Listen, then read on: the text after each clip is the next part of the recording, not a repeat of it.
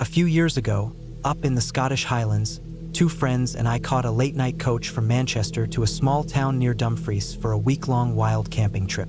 The big difference between wild camping and traditional camping is the lack of tents. Wild campers don't bring them.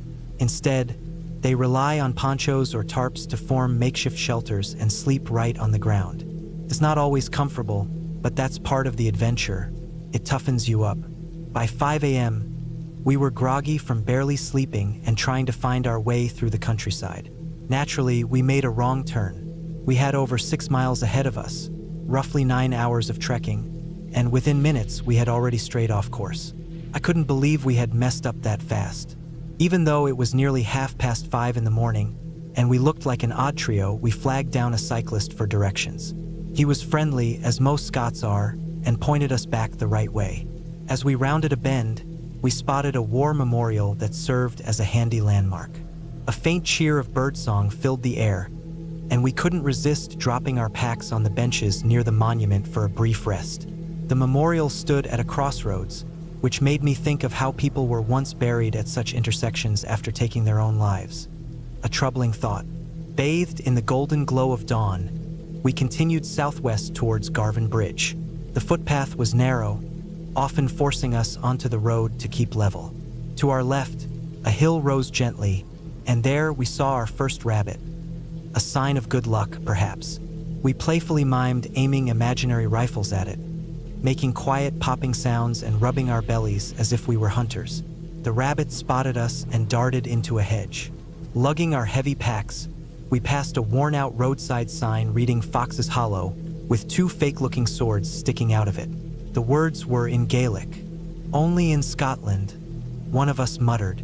We reached Garvan Bridge, crossing the river where an old blacksmith's workshop stood at its base. From there, we climbed a mild slope past the local high school and reached a farm path. Making good time, we noticed no workers in the fields, just scattered livestock grazing peacefully. The farmhouse itself was immaculate, but the cattle shed and nearby outbuildings were in poor shape, likely home to bats and mice. Young lambs skittered away nervously at the sight of us. Maneuvering past the cattle shed, we climbed 2 fences to avoid a massive waste pit, only to find ourselves face to face with another obstacle. An electric fence. "Is that live?" One of my friends groaned. I followed the wire with my eyes, spotting the battery it was connected to. I frowned. It was too high to jump over, and our packs made crawling under it impossible. The thought of getting shocked in a very unfortunate place was not appealing. I noticed a large, sturdy branch nearby, surrounded by fresh cow dung like landmines. Carefully sidestepping the mess, I dragged the branch over and used it to weigh down the fence. As I stepped across, I heard a faint buzzing. We continued through 2 fields, climbing fences as we went. It wasn't easy with our heavy gear. I pulled out my phone to film our slow but steady ascent up the first of many hills. Soon, our breathing grew labored, our packs seemed twice as heavy, and we leaned forward to keep our momentum going. The higher we climbed, the shorter our steps became. I stowed my phone at the steepest part. Conversation had died down as we focused on the effort of climbing. By the time our first rest stop came into view, I was starving. We dropped our bags at nearly the same spot we had camped on our last trip. My friend Corey peeled off his sweat-drenched shirt, and I noticed wisps of steam rising from his shoulders. "Jesus, Mark," our other friend said, eyes wide. "You're literally steaming." We chuckled, pulling out food and tobacco. Mark and I had oatcakes with cheese spread and shared his compact camping stove for coffee, an invaluable tool that would practically become the center of our existence for the next week. Corey changed into dry clothes and eyed a can of all-day breakfast, reading the ingredients aloud. The shade cooled us down as we stared out over the landscape, either chewing or puffing on rolled cigarettes. Though it was only 7 a.m., our exhaustion made it feel like midday. This left us slightly disoriented, but we estimated reaching Lawn Hill Bar by 10 o'clock. Corey was skeptical. He expected another obstacle, and he wasn't wrong. After trekking along the ridge for a while, we reached a tiny hamlet. After some discussion, we decided to cut across a field of cows. It had the only fence we could easily climb. Plus, it let us avoid another, far nastier-looking electric fence. Halfway across, I noticed the cows had stopped grazing and were watching us intently. Normally, cows aren't scary, but the sheer number of them and their unwavering stares made my steps slow. "They're all staring at us," I murmured. "They're just curious," Mark reassured me. Then the cows started walking towards us, spreading out in a loose formation. "They're coming," I said, my voice tightening. "They just want to see who we are," Mark replied. Then they started to trot, and then a clumsy gallop. They're running at us?" Corey muttered, stepping backward. I turned my head slightly, spotting a small enclosure with electrical wiring. "Run!" Corey yelled. We tried, but with our packs, we could only manage an awkward hobble. My mind raced. I'd rather get zapped than trampled. "Don't run!" Mark suddenly shouted. Somehow, the order reached my brain, overriding the panic. I stopped, turned, and threw my arms up, trying to look big. Corey copied me. The cows hesitated, then slowed. A few stopped entirely. From across the field, we heard shouting. An elderly farmer was calling out to us. "Just move along the fence. Keep going. Don't stop," Mark said, his voice steadier. We cautiously inched toward the gate as the cows swarmed around, jostling each other for a better view of us. Some even tried to climb over others. I forced a nervous chuckle, though I was still trembling. Finally, we scrambled over the wooden gate. The farmer looked at us, bemused. They were just curious. They just came up for a wee look. If you'd gone across the middle," he trailed off, shaking his head. "Anyway, follow this road, turn right at the main road, and keep going. Don't cut through the farms. Just stick to the road." "Thanks, mate," Corey said, still catching his breath. We were relieved beyond words. The farmer seemed mildly amused but more annoyed about the fuss. Looking back, I understand why people laugh when I tell the story. City kids getting spooked by cows is objectively funny, but in the moment it was terrifying. Later, when we got home, we realized just how much danger we'd actually been in. You see, cows kill more people each year than sharks, and it usually happens just like this. A hiker takes a shortcut, gets surrounded, and is trampled.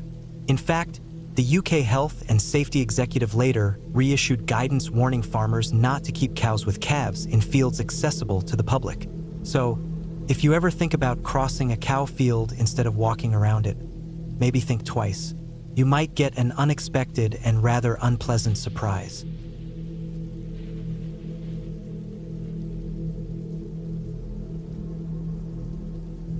One of the most untouched wilderness areas in the southeastern United States, spanning nearly 2 million acres, offers some of the finest hunting expeditions imaginable.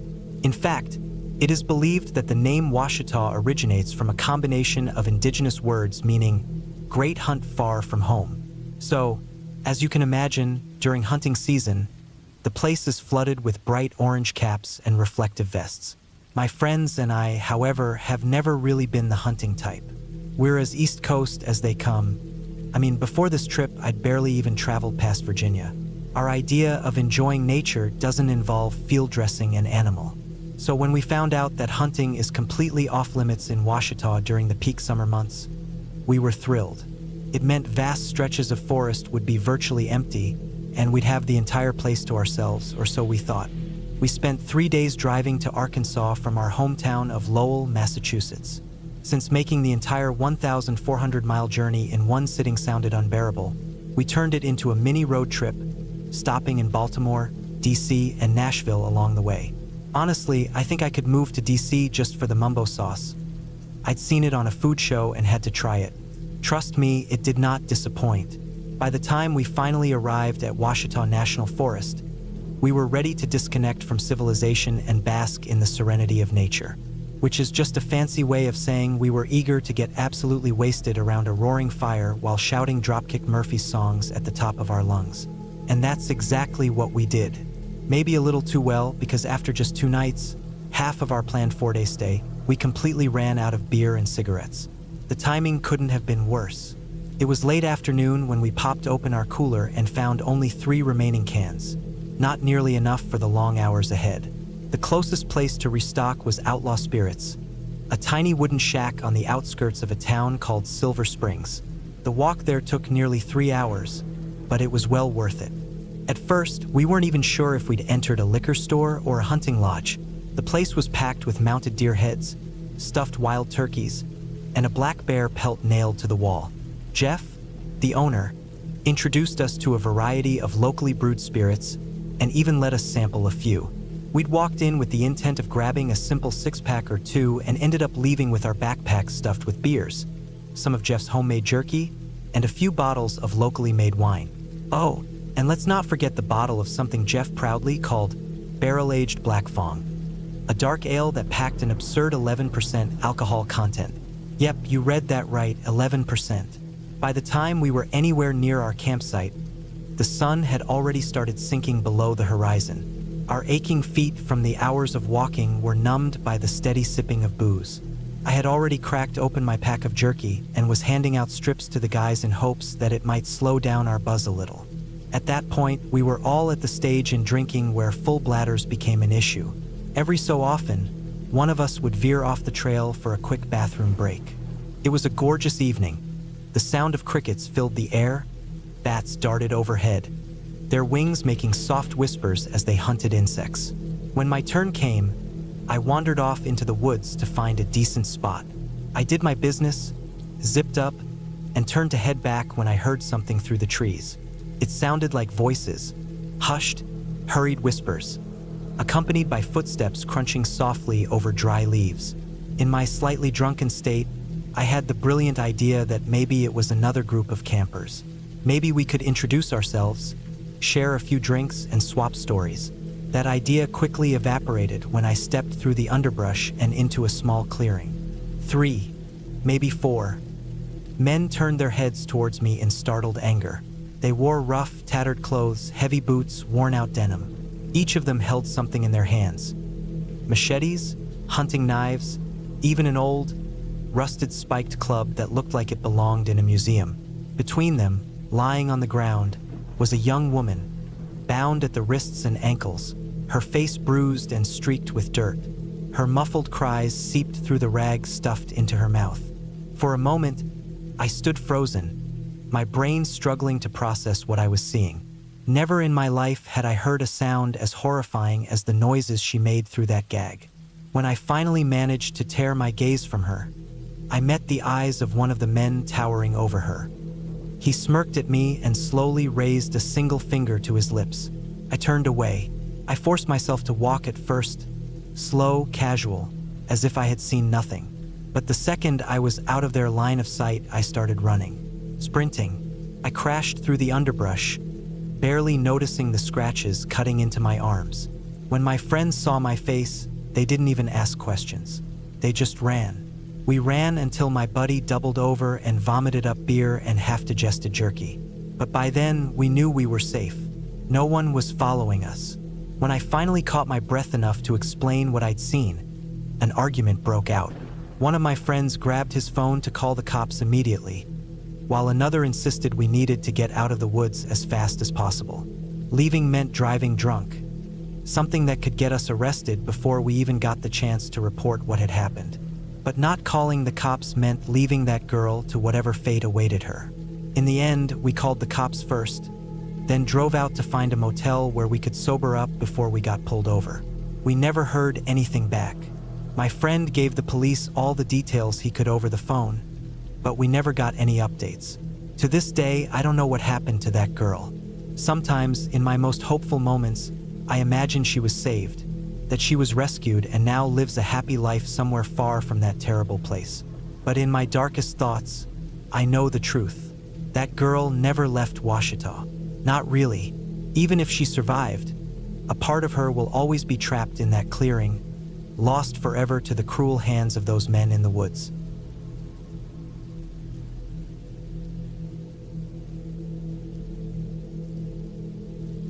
We went on a hiking trip in the rugged hills of northern Wales.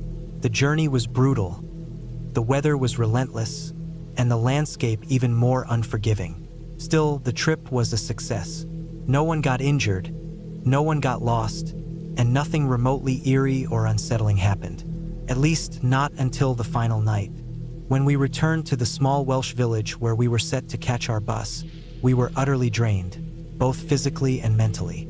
5 nights in the wild will do that to you. We had barely slept and barely eaten. So when we spotted a small, rundown cafe, we almost collapsed with joy. We got a few odd looks from the locals, and honestly, I don't blame them. We were a wreck, bloodshot eyes, unkempt hair, and clothes reeking of smoke from nights spent around campfires. The villagers were curious but kind, and the cafe owner took great pleasure in hearing about our fascination with the rugged terrain. It always won you favor with the locals when you acknowledged how tough they must be to live in such an isolated place. With our stomachs full, we headed to the only pub in the village, where we were welcomed warmly. The staff even stayed open an hour later than usual, just so we had somewhere to stay warm until our late-night bus arrived. We left the pub about 20 minutes before our bus was due, expressing our gratitude to the staff before making our way through the dimly lit streets towards the village's lone bus stop. Now, it's important to note that the stop was located beside a small bridge that crossed the river running through the village. Thanks to the few barely functional streetlights, we knew the bridge was there, but we couldn't see what or who might be on it at any given moment. The minutes dragged on as we all checked our watches impatiently, eager to get home to hot showers, warm beds, and properly cooked meals. There were maybe 10 minutes left when we heard a noise from the other side of the river, a low, guttural sound. At first, we were too exhausted to care, but the sound persisted, growing louder and more pronounced. That's when we realized someone was over there. They sounded drunk. They sounded angry. Someone in our group was curious enough to check it out. I wasn't watching, but I heard the heavy thud of their boots as they climbed the metal bridge. Then came the hurried clatter of their steps, descending much faster than they had gone up. "Grab your bags now," they hissed, trying to keep their voice low. "Move." We had no idea what was happening. At first, I thought it was a prank, a desperate attempt to inject some excitement into the final moments of our trip. But one look at my friend's face told me otherwise. I had never seen them that terrified before. Then, as if to confirm our fears, we all heard it. The same sound of hurried footsteps on the metal bridge. Someone was coming fast. The furious grunts grew louder. None of us were willing to take a chance. We grabbed our bags and darted across the road, slipping into the cover of a darkened village alleyway. From there, we had a clear view of the bridge, all of us desperate to see what had terrified our friend so much. That's when we saw him. A man, stumbling down the bridge's steps, clutching something in his hand. A glint of metal caught the dim light. Is that a knife?" Someone whispered. No sooner had the words left their mouth than the man locked onto the sound of our voices. He raised the massive blade, pointing it toward our hiding place. "You!" he bellowed in a thick, slurred voice before storming down the bridge's steps, weapon waving wildly. We ran, bolting through the darkened streets. We had no idea where we were headed, only that we needed to get as far from that deranged man as possible. Whoever was in the lead must have had the sense to loop us back around the block. If we strayed too far from the bus stop, we'd miss our only ride out. The next bus wasn't due for another 2 days. Once we regrouped, we weighed our grim options: return to the bus stop and risk running into the man again, or stay hidden and miss our bus, leaving us stranded. We moved cautiously, covering each other as we crept back toward the stop. We thought we had lost him. We were just starting to relax when a familiar figure emerged from one of the shadowy side streets. Our stomachs dropped. He still had the blade. "I!" he shouted, his voice raw and angry. He began stalking toward us. This time we didn't run. Whether it was desperation or adrenaline, something in us snapped. We shouted back, yanking out our tiny camping knives. Pathetic compared to his weapon, but it was all we had. Looking back, it was reckless, maybe even foolish, but at that moment we had nothing to lose. He kept moving, weaving toward us like a predator. The sight of our defiance had slowed him slightly, but not enough. A sinking feeling gripped me. One of us was about to get hurt. Then, salvation came roaring around the bend. A police van sped into view, barreling toward the scene like a cavalry charge. We barely had time to register what was happening before the van screeched to a halt and 3 burly officers leaped out. The man only realized what was happening when they tackled him to the ground. The impact was brutal. You could hear the sickening crack as his head hit the pavement. We felt no sympathy. We cheered, watching as nearby houses lit up and villagers peered from their windows to witness the chaos. And then, as if on cue, our bus finally arrived, rolling around the same corner as the police van. Grabbing our bags, we practically sprinted toward it, still laughing in disbelief. The officers wanted to question us, but when we explained that this was our only ride out of town, they let us go. I promised we'd give statements over the phone, but we never did. We were just grateful to leave that place in one piece.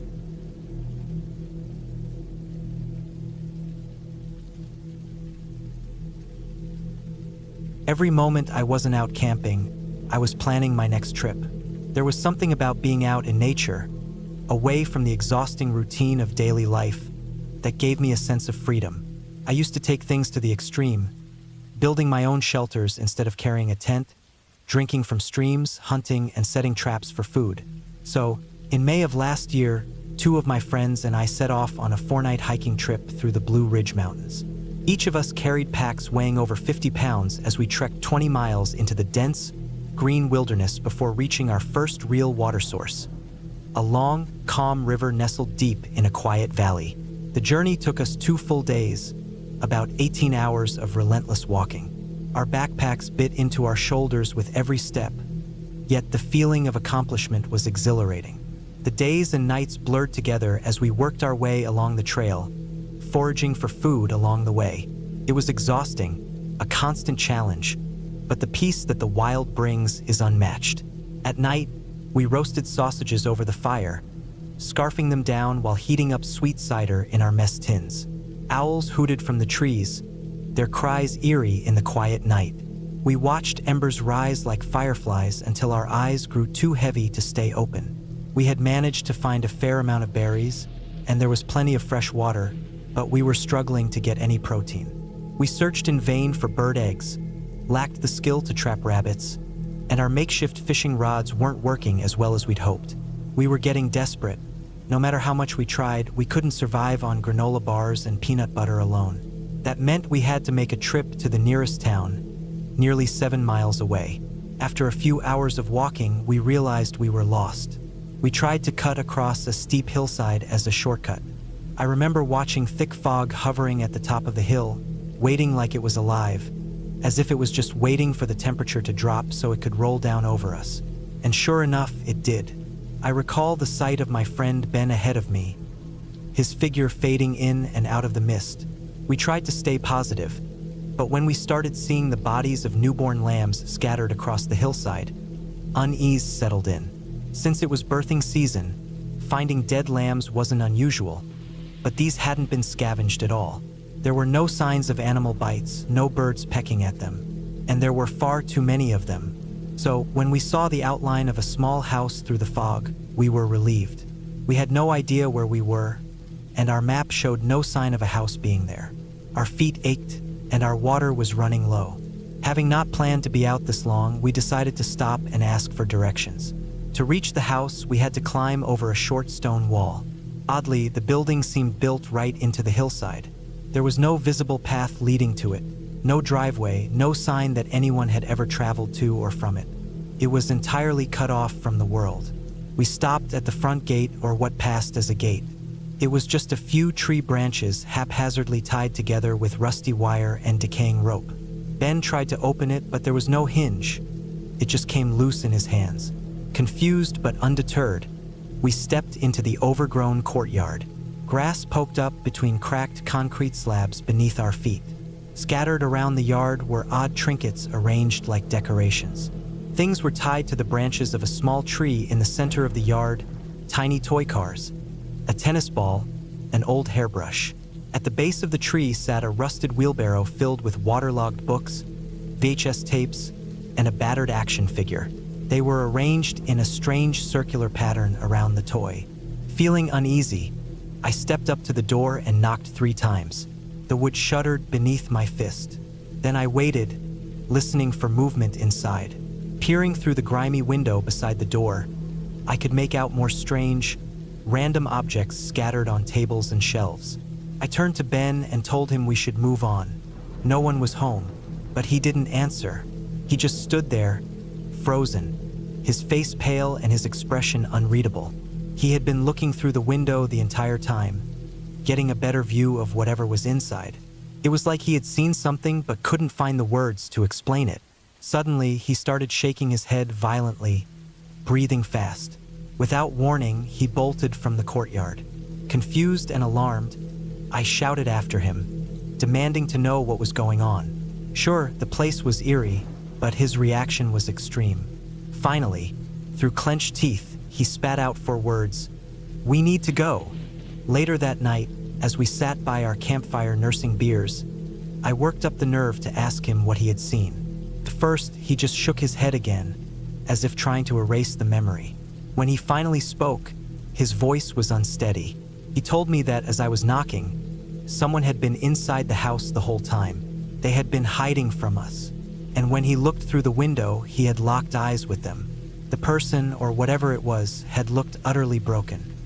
He couldn't tell if they had some kind of deformity or if their face had been mangled beyond recognition. But there was something worse.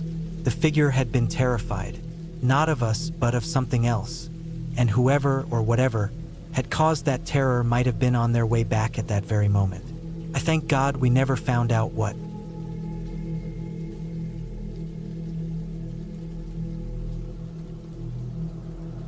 We wanted to do something for charity and tossed around ideas like shaving our heads, running marathons, or organizing a local picnic. But none of those ideas felt fresh. People had done them all before. If we wanted to raise money, we needed something big. That's when I thought of spending a week sleeping outdoors after trekking 20 miles into the rugged hills of northern England. It sounded crazy enough to work. I doubted my friends would be on board, but to my surprise, they agreed. Our pitch was simple: 7 nights, 20 miles, homeless for the homeless. It worked.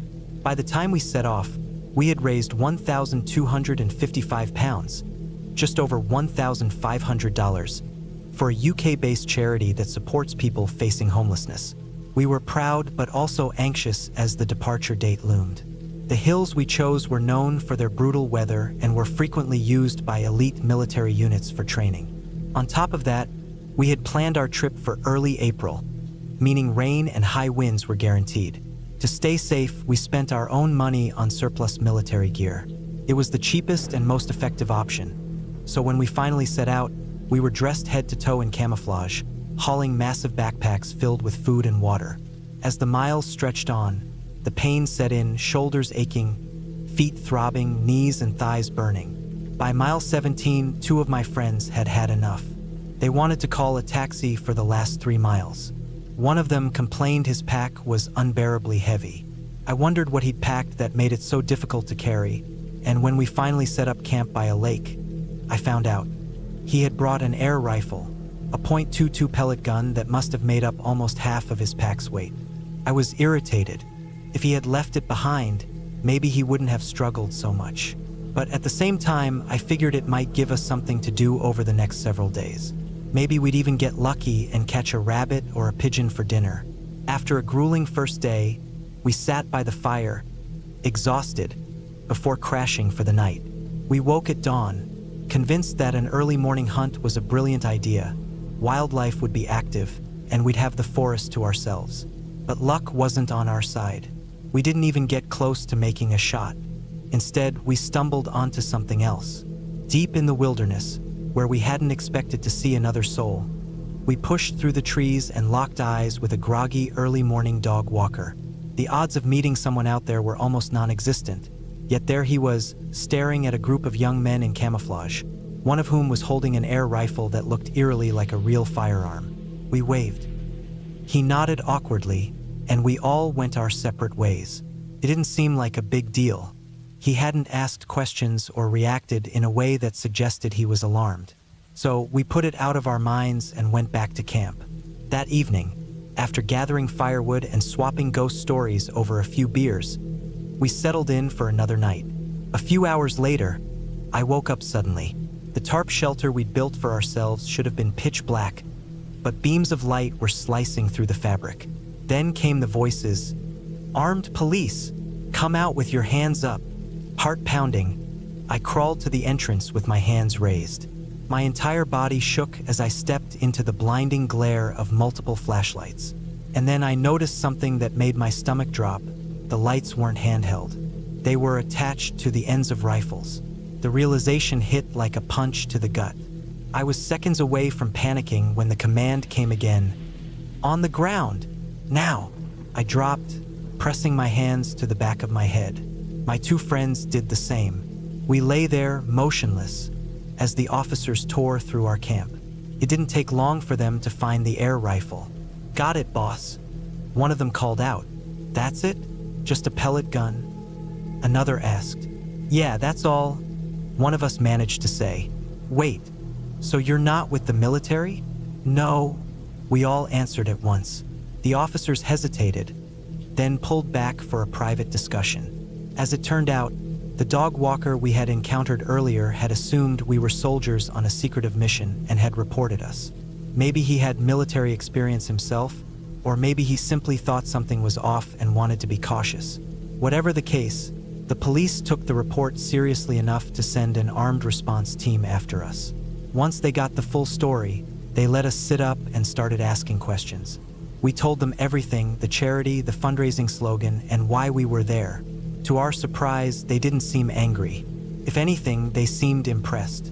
I had assumed they'd be frustrated about the wasted time, but I later realized that responding to cases like this probably meant overtime pay for them. In the end, they confiscated the air rifle but let us keep our knives and fishing gear, even though we admitted we didn't have a permit for the lake. Before leaving, they gave us a simple warning: just don't do it again. That was it. No charges, no arrests. They even let us reclaim the pellet gun later.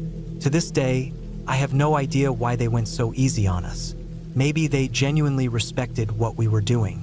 Maybe they just didn't think it was worth the paperwork. Whatever the reason, we got incredibly lucky that night. I still think about how things could have gone differently.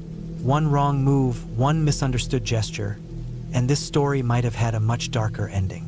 Looking back, I realize how close we came to disaster.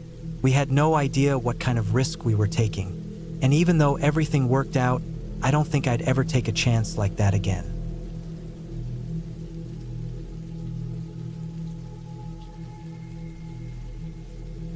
At least once a year, my stepdad's relatives organize a small camping reunion somewhere down in Georgia. My mom has been married to him for about 7 years now, so I've been able to go to a few of these gatherings whenever my work schedule allows it. The first time I joined was right after Mom and my stepdad tied the knot. Along with my younger brother, we packed up my stepdad's SUV with all our camping gear and made the 10-hour drive from our home in Cleveland down to his home state of Georgia. We had just crossed into Kentucky when we made our first stop for gas. We all climbed out to stretch and used the restrooms while my stepdad handed a few dollars to an elderly gas station attendant to get us fueled up. I finished in the restroom and was heading back to the SUV when I had a quick chat with the old man. He was friendly enough at first, asking where we were off to, how long we'd be gone, that kind of thing. But when I mentioned camping, his expression darkened. "You always need to show respect for the wild," he said. "Nature can be harsh. Don't mess with the animals. Leave only your footprints. If you don't, well, the woods have a way of telling you when you're not welcome." I assured him that we were responsible campers and wouldn't leave any trash behind, but he didn't seem any more relaxed. He finished pumping the gas, then silently returned to his chair. Several hours later, we were deep into Georgia, making our last rest stop before the campgrounds. The place was basically a wildlife reserve that doubled as a truck stop, complete with an information board about the local plants and animals. But something caught my eye at the bottom corner of the board. Scratched into the white plastic were just 2 words: "Respect nature." Those were the exact words the gas station attendant had said to me. It was strange, sure, but it had to be a coincidence. Same words, yeah, but written hundreds of miles apart? No way it was the same guy. Stuff like that only happens in bad horror movies. Naturally, I didn't say anything to my mom or stepdad. Why would I? It sounded ridiculous. I wasn't about to act like some paranoid conspiracy theorist. So, we just climbed back into the SUV and continued toward the campsite. When we arrived, we greeted the extended family with the usual hugs and handshakes before getting to work setting up our large, comfortable tent. Once that was done, we joined the others to feast on barbecue. My stepdad's family was just as pleasant as he was, and I should mention that he was a far better father figure than our biological dad ever had been. After the initial adjustment period, I was just happy my mom had found someone so good for her. That night, we sat around the fire, singing old songs while my step-uncle played his guitar. Eventually, we all turned in for the night.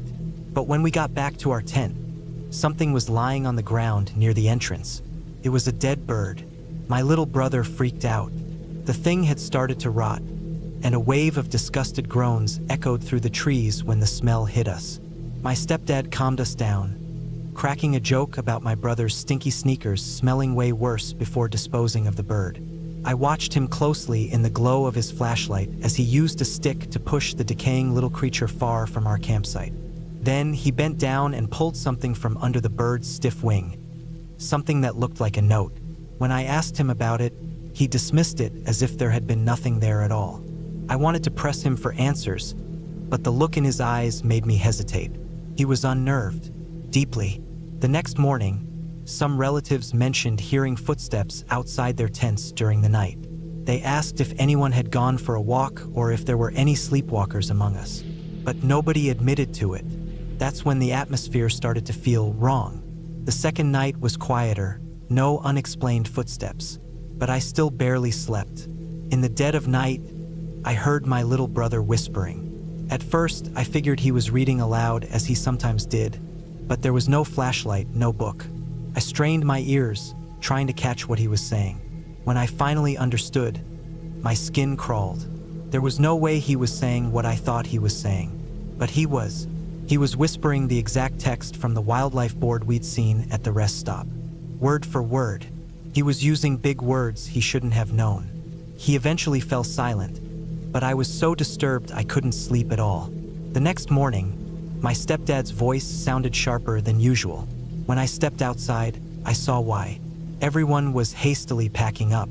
We were supposed to stay for a few more nights, but the mood was tense. No one spoke much as they gathered their belongings. My stepdad asked me to hurry up and help, and the look on his face told me not to ask questions. By noon, we were on the road back to Ohio. I was so relieved to leave that I kept my mouth shut the entire way home. But I needed to know what had terrified everyone so much. I also needed to ask my stepdad what he had taken from the dead bird. We got home late. My stepdad carried my sleeping brother from the car straight to his bed.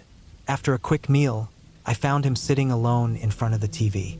Before I could even ask, he sighed. He already knew what I wanted to know. There had been a note under the bird, just as I'd suspected. It had said, "Leave now." He had assumed it was some prank, either from local troublemakers or from an old cousin who resented him for moving up north. So he ignored it. I asked if he had heard my brother whispering in his sleep. When he shot me a confused look, I knew he hadn't. But then he explained what had made the family decide to pack up so suddenly. The cousin he suspected of the prank had woken up before dawn needing to use the bathroom. After relieving himself outside, he was just about to go back to bed when he saw it. A dead deer, right near the fire pit. Someone had placed it there, as a message. Horrified, he woke my stepdad to help him move it before the others saw. But that wasn't the worst part. Someone had carved something into the deer's body. The cuts weren't deep, just enough to form letters. But my stepdad believed they had been made while the animal was still alive because the words were written in clotted blood rather than open wounds. 2 words, just 2.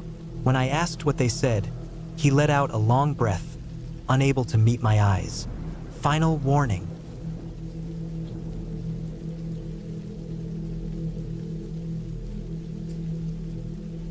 This took place some time ago, I believe around 2015.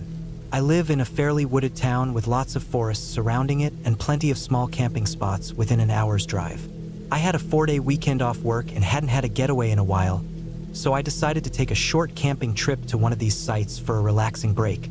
The campground I picked was a small one where you park in a dirt clearing and select one of 3 available spots to set up camp. There were old fire pits already made, along with some rundown grills and wooden benches. They were in rough shape, but it looked like people still used them. All 3 sites were open, and I didn't see any other vehicles around, so I picked the one farthest to the left and unloaded my gear.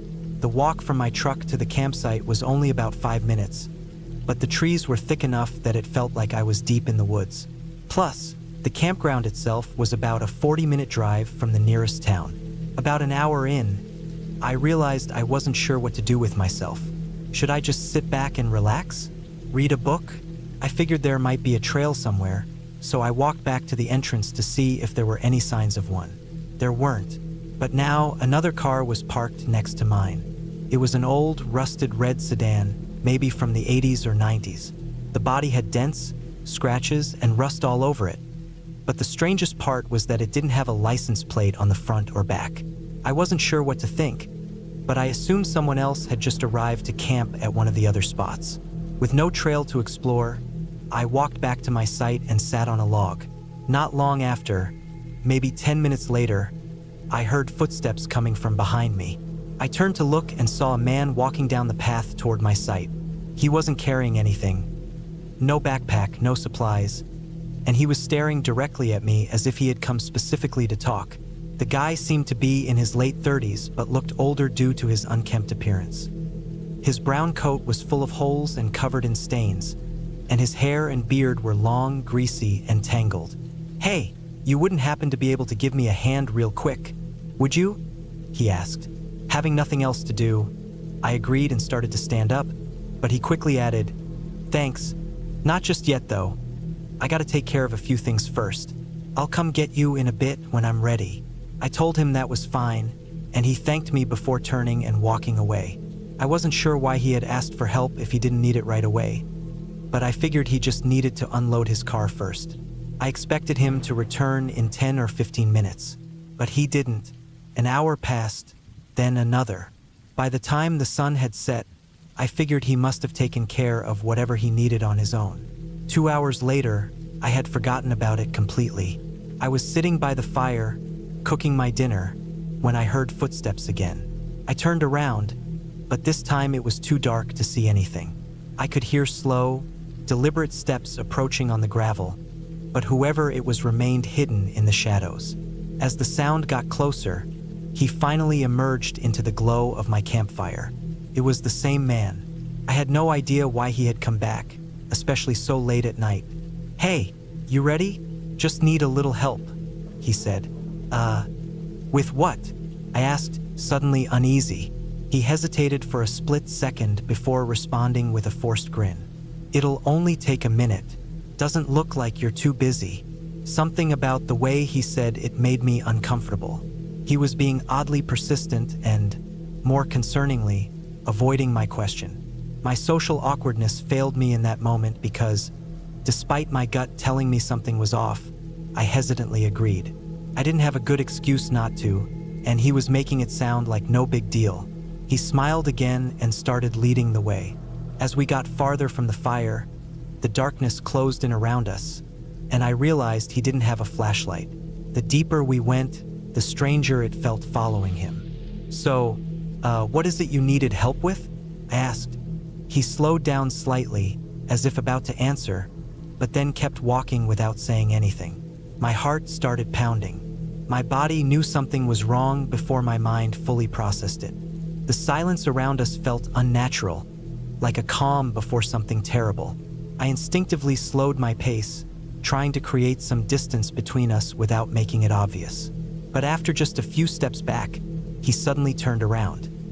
His forced smile vanished, replaced by a tense frown when he noticed I had lagged behind. He stopped walking. So did I.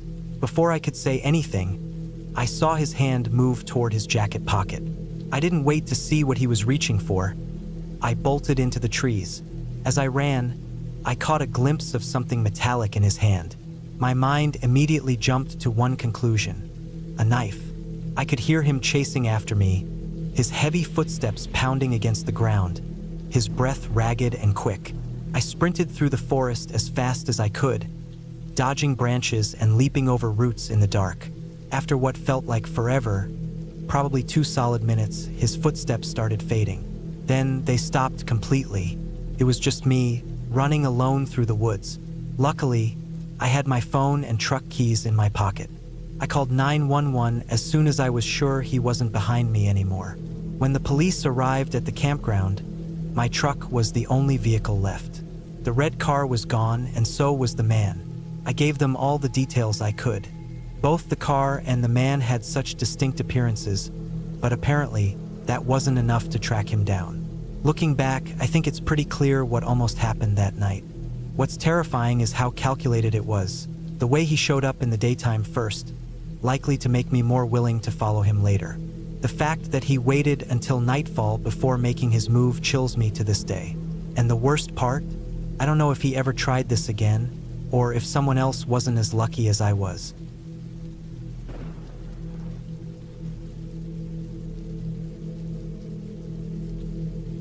Back in the summer of 2013, a few buddies and I planned a small camping trip to a forest just a few miles from her hometown.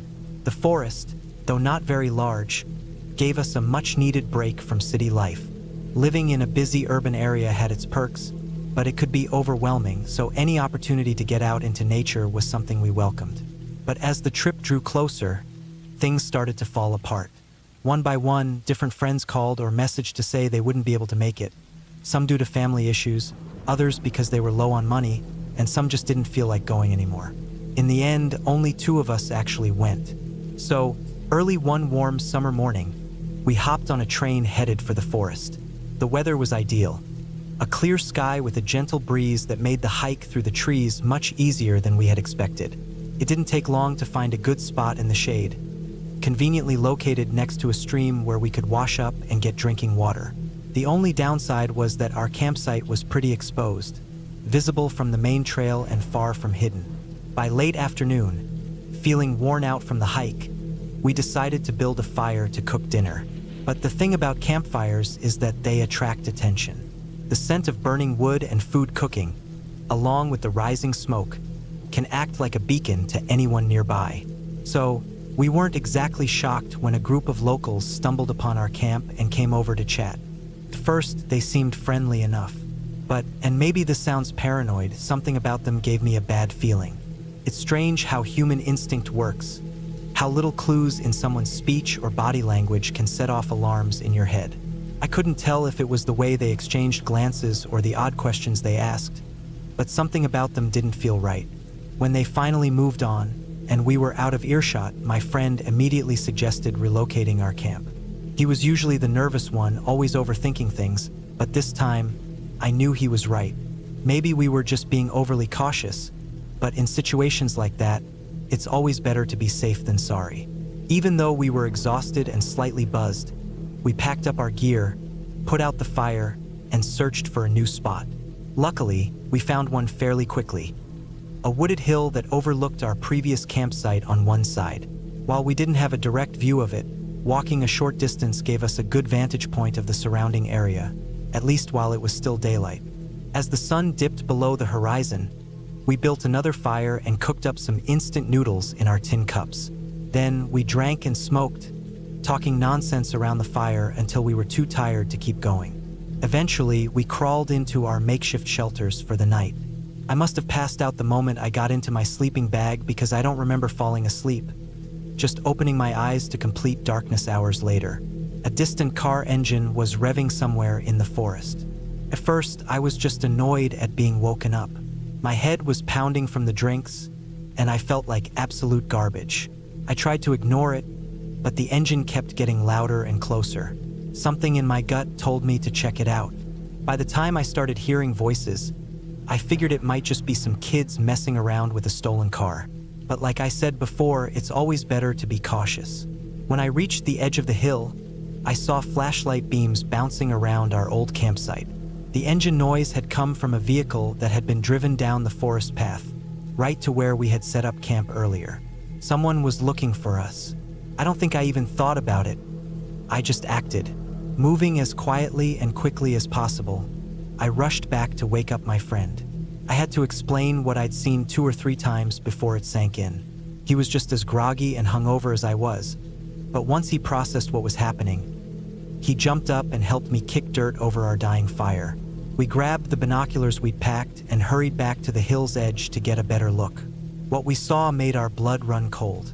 The men below were carrying weapons, baseball bats, hammers, and a length of rope, among other things. The light from their flashlights made it easy to see what they had in their hands. They were shouting and swearing, furious that they had arrived too late to find us. I don't even want to imagine what they had planned if they had. All we had for protection were our pocket knives. If those guys had decided to search the area, they would have found us easily. And I honestly don't think I'd be here telling this story if they had. But by some incredible stroke of luck, they didn't. Maybe they were drunk, or maybe they were just too lazy to bother looking. Either way, we were beyond grateful. One of us kept watch while the other quickly packed up our things.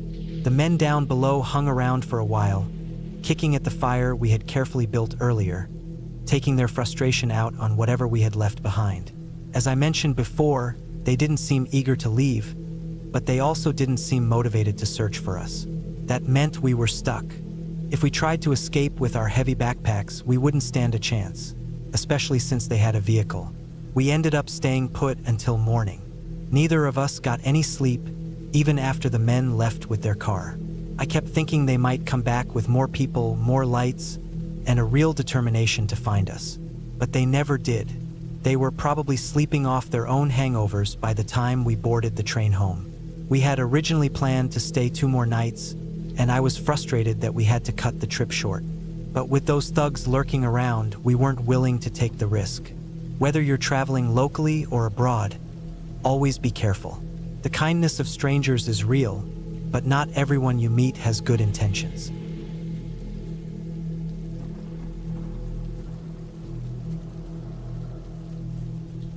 It happened 2 years ago, right in the middle of spring. I had taken some time off work to go on a solo camping trip at a small lake in northern Wisconsin. It was a spot I'd visited a couple of times before, usually with friends or family, but this time I decided to go alone. The hike to get there took me roughly 2 hours, but it wasn't too difficult. Mostly a flat trail the whole way. Once I arrived, I set up my tent and gear a little deeper into the woods, not wanting to be camped right on the shoreline. After that, I unfolded my chair, cracked open a beer, and just sat there, enjoying the peaceful sounds of the water and the birds. It was already late in the day, so the sun started dipping before long. I always found nighttime in the forest to be comforting. It was quiet, almost liberating in a way. It's hard to explain, but that night felt different. After the sun had fully set, I built up a fire and continued to relax, but an unsettling sensation crept over me. It felt like someone or something was watching me. I kept glancing around at the trees and the darkness surrounding my campsite, an uneasy, almost paranoid feeling settling in. I wasn't usually like this, so I had no clue why I was suddenly so on edge. Every time I looked around, I saw nothing, but it was so dark that I probably wouldn't have noticed anything even if it had been there. I told myself there was no reason to be spooked and tried to push the feeling away. Eventually, I distracted myself by thinking about personal matters. Not exactly pleasant thoughts, but at least they pulled my mind away from the creeping paranoia. A few hours passed. It must have been around 10 or 11 at night when I suddenly heard a sharp, loud snap from somewhere in front of me, like a thick branch being crushed under something heavy. It was pitch black beyond the glow of my fire, so I couldn't see a thing, but the sound echoed through the trees, sending a shiver down my spine. Something big had stepped on a branch. But what? A large animal? Person? I wasn't sure which idea scared me more. I grabbed my bear spray and called out, "Hello? Someone there?" Silence. Not even the rustling of leaves in response. If it had been an animal, wouldn't I have heard it moving? Leaves crunching, branches shifting? But there was nothing, just an eerie stillness. I sat there, staring into the darkness, waiting for something, anything, to give me a clue about what was out there. That's when I remembered I had a flashlight. I rummaged through my backpack, grabbed it, and flicked it on. By then, A couple of minutes had passed, and when I pointed the beam toward the direction of the noise, nothing. No movement. No signs of anyone or anything. Still, I couldn't shake the uneasy feeling, and this time I felt justified in being paranoid. I quickly added more wood to the fire to keep my campsite well lit. Every few minutes, I swept the flashlight across the treeline, scanning for movement. Then, one time, I turned it on and immediately spotted something. At the very edge of the light's reach stood a person. A man. He was unnervingly tall, not inhumanly so, but at least 6 feet 5 inches. The moment my light landed on him, he stepped back into the darkness, disappearing beyond the beam's reach. My heart pounded. Had my instincts been right all along? I thought back to that loud snap earlier, the sound of something big stepping on a branch. The guy I had just seen was huge, probably around 250 pounds or more. It had to have been him, which meant he had been out there watching me. For how long? Panic kicked in. I tore down my tent, stuffed my gear into my pack, and made a quick decision. I knew which way he had moved, so I bolted in the opposite direction. Luckily, that was also the way back to my car. I ran for a while before finally feeling safe enough to switch my flashlight to its dim setting and walk the rest of the way. As I walked, I tried to make sense of it all. What was he doing out there? If he had bad intentions, why didn't he just attack me right away? Why stand there and watch? The only explanations I could think of were unsettling. Maybe he was trying to figure out if I had a weapon. Or worse, maybe he had been waiting for me to fall asleep. I reached my car, got in, and drove home. I still go camping, but it hasn't felt the same since that night. Now, I always have that gnawing feeling, like someone is out there watching from just beyond where I can see. Hopefully, it's just my imagination.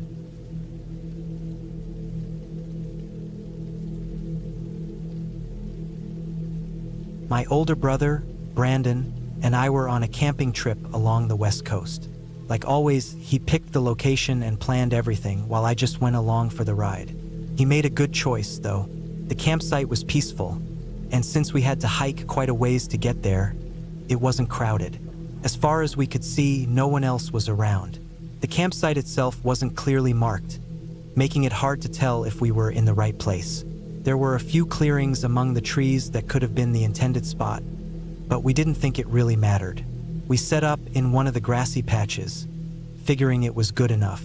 At first, we thought the place was untouched, but as we settled in, we realized that wasn't the case. There were scattered items left behind, not full tents or anything big, just smaller things like an old backpack and a single hiking boot. It was unusual for gear to be left behind in a remote spot like this. We both found it odd, but shrugged it off and went about our day. We didn't do much, just sat around talking and enjoying the quiet. As night fell, we started a fire and sat around it, chatting. A couple of hours later, something caught my eye behind Brandon. I pointed it out, unsure of what it was. We both stared in that direction, and after a few moments, we could make out a small fire burning in the distance. It was far away, partially obscured by the dense trees, but the flickering orange glow was visible through the darkness. If it weren't for the moonlight being dimmed by thick clouds, making the forest pitch black, we might not have even noticed it. So we weren't alone. That wasn't necessarily strange, but what was weird was the location of the fire. It seemed to be in an area that looked like nothing but dense forest. No clearings, no paths. Maybe they just wanted privacy. We didn't dwell on it too much and went back to talking, snacking, and eventually tiring ourselves out. Around midnight, we put out the fire and went to sleep. I fell asleep without any trouble, but at some point during the night, I woke up. It must have been only an hour or two later. I knew exactly why. I'd had a little too much to drink before bed. I got up, unzipped the tent, and stepped outside. Walking about 50 feet from our campsite to avoid attracting animals, I took care of business. That's when I noticed the distant flame still burning. Maybe because I was still half asleep, I just stood there staring at it for a moment. My eyes adjusted to the dark as I watched, and that's when I saw something else. A shape, a figure, standing somewhere between me and the fire. A chill ran through me. I told myself it was just a weird-shaped bush or a trick of the light.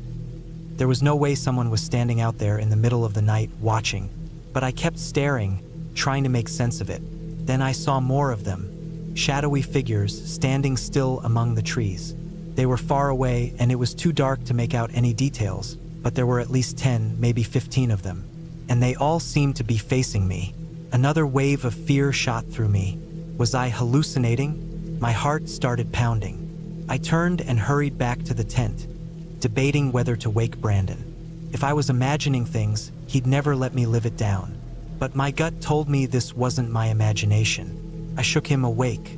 He was groggy and confused, but I quickly told him what I saw and said I needed a second opinion. Reluctantly, he got up, and I led him back to where I had stood. But we didn't have to go far. The figures had moved. They were closer now, standing in scattered formation among the trees. I desperately hoped I was just seeing things, but when I glanced at Brandon, I saw the fear in his wide-open eyes. He saw them too. I turned back toward the figures, and this time there was no mistaking it. They were people. I could see slight movements, the way they shifted and swayed ever so slightly as they stared at us. We backed up toward our tents. Should we leave? Brandon's voice was unsteady. I had never heard him sound that way before. He was always confident, always sure of himself. Hearing him like that made it even more terrifying. I nodded. Neither of us wasted time grabbing our gear. We only took what we needed, our wallets and the car keys. We left everything else behind and hurried down the trail. It didn't seem like they followed us. We reported it to the authorities the next day. They didn't seem to take it seriously. They acted like we were overreacting, like the idea of a group of people just standing silently in the woods at night was too bizarre to be real. We thought back to the abandoned items we had seen scattered around the site and wondered if anyone else had ever reported something similar. But there were no official reports. Maybe others had seen the same thing and never spoke up. Or maybe they never made it back at all.